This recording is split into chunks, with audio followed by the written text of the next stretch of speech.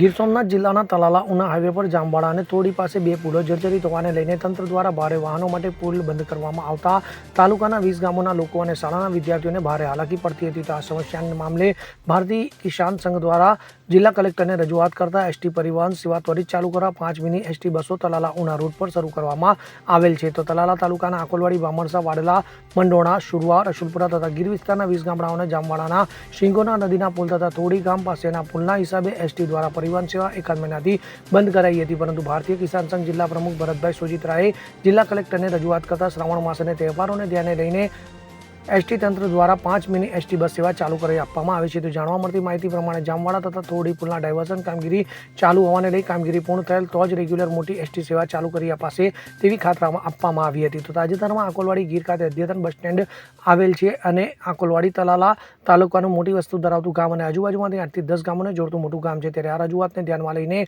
ઉના રાજકોટ, ઉના ઉપલેટા, જેતપુર, ઉના જુનાગઢ બસ સેવા ચાલુ કરી મુસાફરોની સુવિધામાં ઉમેરો કરતા આમ જનતાએ રાહતની લાગણી અનુભવી છે. આ પરિવહન સેવા ત્વરિત ચાલુ કરી ભારતીય કિસાન સંઘ તથા ગીર વિસ્તારની જનતાએ તંત્રનો આભાર વ્યક્ત કર્યો હતો. તો એસટી મિની બસો શરૂ થતા તલાલા આકોલવાડી પંથકના લોકો અને વિદ્યાર્થીઓને રાહત મળવા પામી છે. ગીર સોમનાથ જિલ્લા પ્રમુખ આ પુલ જર્જરિત હોવાને કારણે ઉના તાલાળા સદંતર રૂટ બંધ થઈ ગયેલો હતો. ત્યાં બેરિકેડ મારવામાં આવ્યા હતા અને આ જે ગામડાઓ છે એ ગામડાઓ બાનમાં હતા, જેને ધ્યાનમાં લઈને ભારતીય કિસાન સંઘે કલેક્ટરશ્રીને આવેદનપત્ર દે અને રજૂઆત કરી હતી.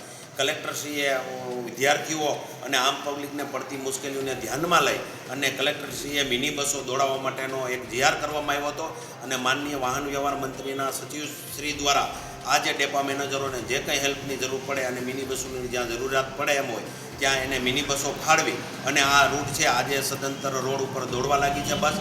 એમાં આજે ઉનાથી જુનાગઢ તરફની 5 બસો અત્યારે રવાના થઈ ગઈ છે અને જુનાગઢથી ઉના આવવા માટેની પણ બસો આજે ઓન રોડ ઉપર છે. એટલે આમ પબ્લિકને ટીવીના માધ્યમથી જાણ કરવામાં આવે છે કે તાલાળાથી ઉના જતા પેસેન્જરોને હવે ટાઈમસર બસો બધી મળશે. એટલે આ જે વાહન વ્યવહારની જે તકલીફ હતી એને ધ્યાનમાં લઈને કલેક્ટરશ્રીએ જે જાહેરનામું છે એ બહાર પાડ્યું છે અને આ વિસ્તારના ગીર વિસ્તારના ખેડૂતો, આમ પબ્લિક અને ભારતીય કિસાન સંઘ કલેક્ટરશ્રી અને વાહન વ્યવહાર વિભાગનો આભાર માને છે. અસ્તુ ભારત માતા કી જય. જગદીશ અર્ધવી સાથે CN24 ન્યૂઝ તાલાલા.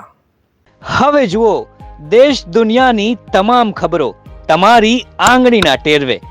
ઉઠાવો મોબાઈલ અને Google Play Store પરથી ડાઉનલોડ કરો અમારી CN24 ન્યૂઝ મોબાઈલ એપ.